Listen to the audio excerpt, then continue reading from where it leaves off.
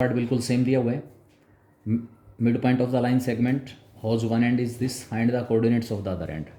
10th question आपके पास है, मिड पॉइंट वगैरह से रिलेटेड दिए हुए हैं. तो मिड पॉइंट हमारे पास इसमें फॉर्मूला आपको बताया हुआ है. 10th क्वेश्चन दिया हुआ है, इफ़ 3 4 ये जो पॉइंट है is mid point of the line segment whose one and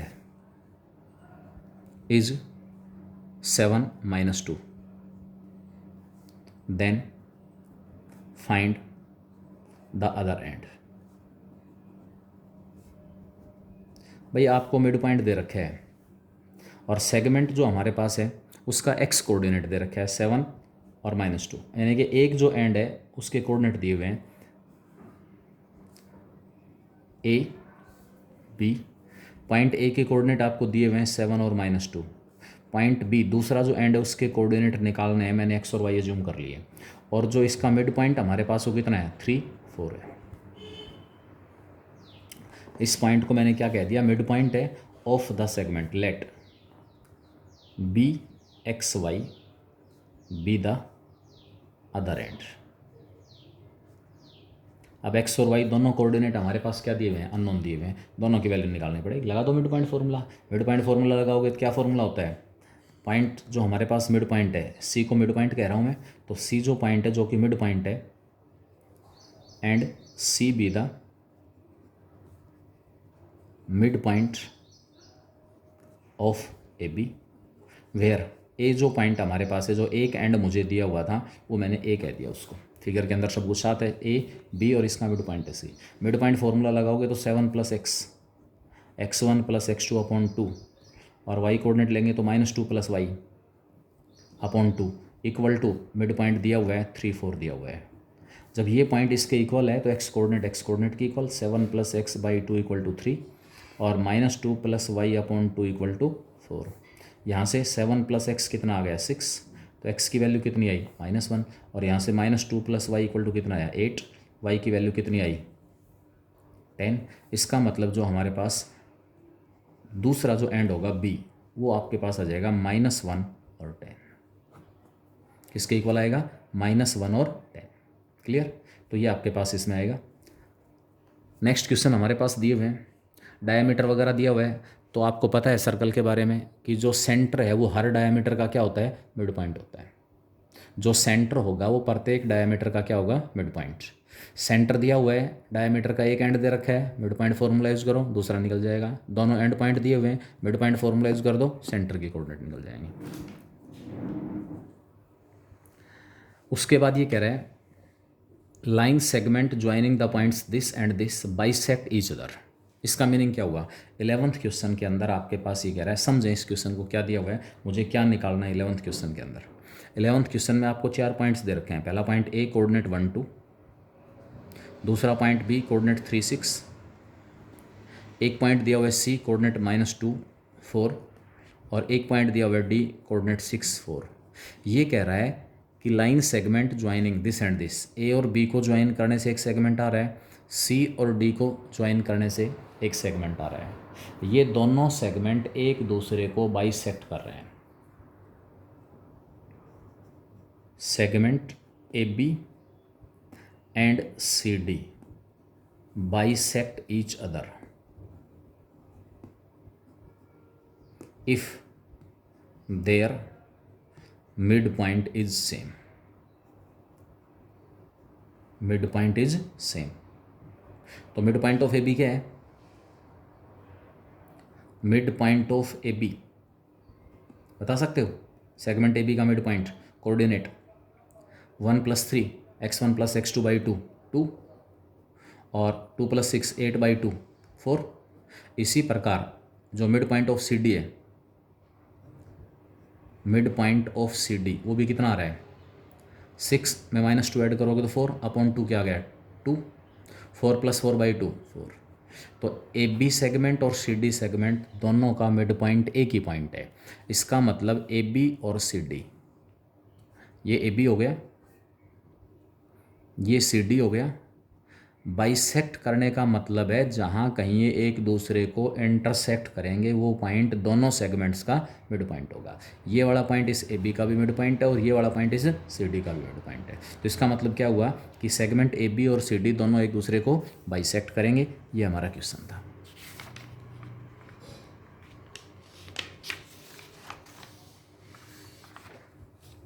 next question इसमें दिया हुआ है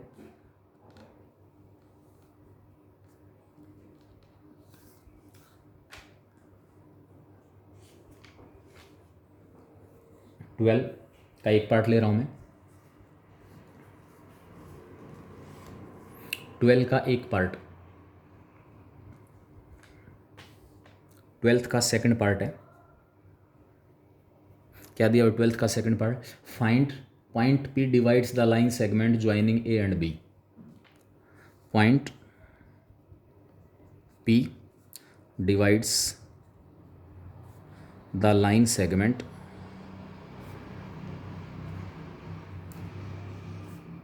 joining A. Coordinate point A के कोऑर्डिनेट दिए हुए हैं 3-5 एंड पॉइंट बी के कोऑर्डिनेट दिए हुए हैं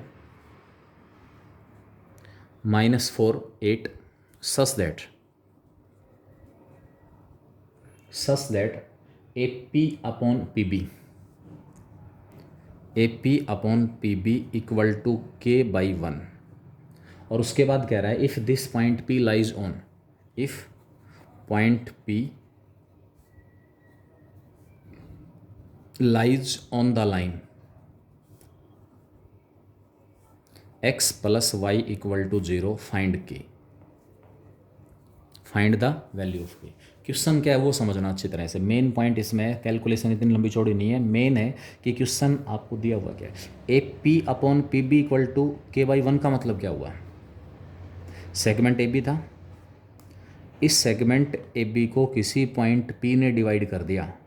पॉइंट पी डिवाइड्स, इसका मतलब ये पॉइंट पी इसको डिवाइड कर रहा है। किस प्रकार डिवाइड कर रहा है कि A P upon P B. इसका मतलब ये जो हमारे पास रेशियो है, पॉइंट पी इस सेगमेंट ए बी को किस रेशियो में डिवाइड कर रहा है? k:1 में। k:1 में डिवाइड कर रहा है तो सेक्शन फॉर्मूले की हेल्प से पॉइंट ए की कोऑर्डिनेट क्या दिए हुए हैं? 3 और -5।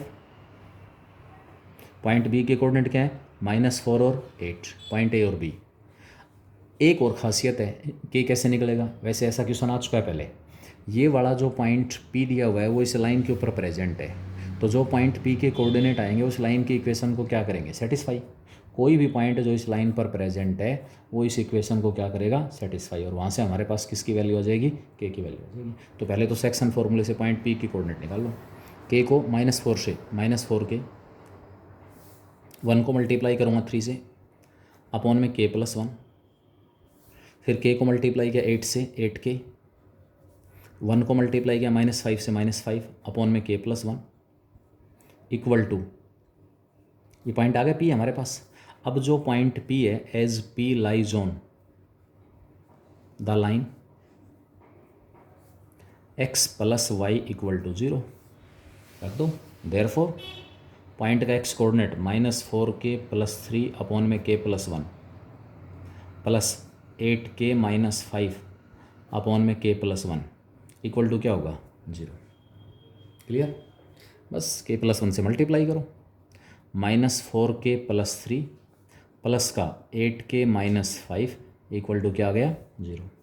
माइनस का 4k प्लस का 8k प्लस का क्या आ गया? 4k प्लस 3 - 2 + 1 इक्वल टू क्या आ गया? 0। इसका मतलब k की जो वैल्यू हमारे पास वो कितनी आ रही है? -1/4 आ रही है। तो इसका मतलब हमारे पास क्या है? हमसे जस्ट k की वैल्यू निकलवा रहा था, k हमने निकाल लिया। Prove that the points this and this form a parallelogram. 13 question दिया हुआ है, 14 क्वेश्चन दिया हुआ है और 15th, ये सारे के सारे पैरेललोग्राम वगैरह के रिगार्डिंग क्वेश्चन दिए हुए हैं। तो इसके अंदर 13th, 14th, 15th सारे क्वेश्चन एक जैसे हैं। इसमें ये कह रहा है prove that the points form a parallelogram. Point A हमारे पास है -2 -1, पॉइंट बी दिया हुआ है 1 0,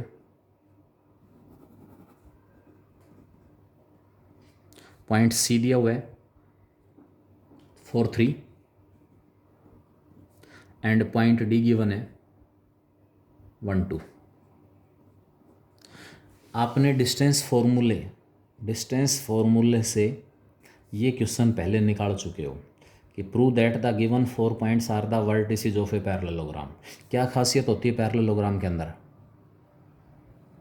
अपोजिट जो साइड्स हैं वो इक्वल और पैरेलल होंगी। ए बी सी डी अगर पैरेललोग्राम है तो डिस्टेंस ए बी निकालें, डिस्टेंस सी डी निकालें, इक्वल आएंगी। बी सी निकालें और ए डी निकालें, इक्वल आएंगी। अपोजिट जो साइड्स हैं अगर आपको इक्वल दी हुई है पैरेलल, इसके अंदर किसी भी क्वाड्रिलेटरल की जिसकी अपोजिट साइड्स कैसी हैं? इक्वल। और अपोजिट साइड इक्वल तो रेक्टेंगल की भी होती है। किसकी होती है? रेक्टेंगल की। तो रेक्टेंगल और पैरेललोग्राम में डिफरेंस अगर हम केवल डिस्टेंस फॉर्मूले तक रिस्ट्रिक्ट रखते हैं अपने आप को, तो उस केस में डिफरेंस जो होगा वो क्या होगा? AC की लेंथ और BD की जो लेंथ है वो डिफरेंट होंगी। कोई भी ऐसी क्वाड्रिलेटरल जिसकी अपोजिट साइड्स की लेंथ इक्वल है, डायगोनल्स की भी लेंथ इक्वल हो तो रेक्टेंगल, और डायगोनल्स की लेंथ डिफरेंट है तो पैरेललोग्राम। अब यहाँ में डिस्टेंस एग्ज़ाम में क्वेश्चन आ गया तो कोई दिक्कत नहीं है, आप डिस्टेंस फॉर्मूले से निकाल दो। यहाँ मैं इसमें सेक्शन फॉर्मूले की हेल्प ले रहा हूँ।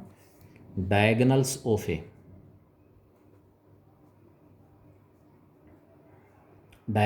Of a parallelogram,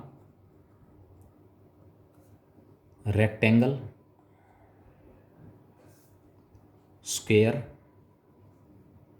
and rhombus bisect each other. मतलब अपोजिट साइड्स की लेंथ आपने निकाल ली, अपोजिट साइड्स की लेंथ निकाल ली। अगर वो इक्वल है, अपोजिट साइड्स का पेयर इक्वल है, तो उस केस में हमारे पास क्या होगा भाई? रेक्टेंगल हो सकती है, पैरेललोग्राम हो सकती है। मैंने मिड पॉइंट निकाला, बाइसेक्ट ईच अदर का मतलब है जो पॉइंट ऑफ इंटरसेक्शन है दोनों डायगोनल्स का, वो हमारे पास दोनों डायगोनल्स का मिड पॉइंट भी होगा। डिस्टेंस फॉर्मूले में अपोजिट यानी कि यहाँ आप डायगोनल्स की लेंथ निकालने की बजाय ये मिड पॉइंट फॉर्मूला यूज़ कर सकते हो। तो पहला एक तो डिस्टेंस फॉर्मूला वाला ही मैंने आपको बता दिया। डिस्टेंस फॉर्मूले के बाद यहाँ पर आप पहले डिस्टेंस निकाल लें। इसके अंदर AB डिस्टेंस अगर मैं निकाल रहा हूँ, x2 - x1 -2 -1 -3 का स्क्वायर, -1 -0 -1 का स्क्वायर, सारे का स्क्वायर रूट कितना आया? 9 + 1 √10। AB DC निकाल रहा हूँ, DC C और D के बीच की डिस्टेंस 4 - 1 3 का स्क्वायर और 3 - 2 1 का स्क्वायर, स्क्वायर रूट, ये भी √10 आ गया। इसी प्रकार AD निकाल रहा हूँ, AD की लेंथ क्या आएगी? A और D के 1 माइनस में -2 या -2 - 1 -3 का स्क्वायर, और साथ में -1 -2 -2 -1 और -1 -2, ये भी -3 का स्क्वायर, 9 + 9 √18। इसी प्रकार BC लेंथ, B और C के बीच की डिस्टेंस 4 - 1 का स्क्वायर 3 का स्क्वायर और 3 - 0 का स्क्वायर 3 का square equal to √18। As the opposite sides of quadrilateral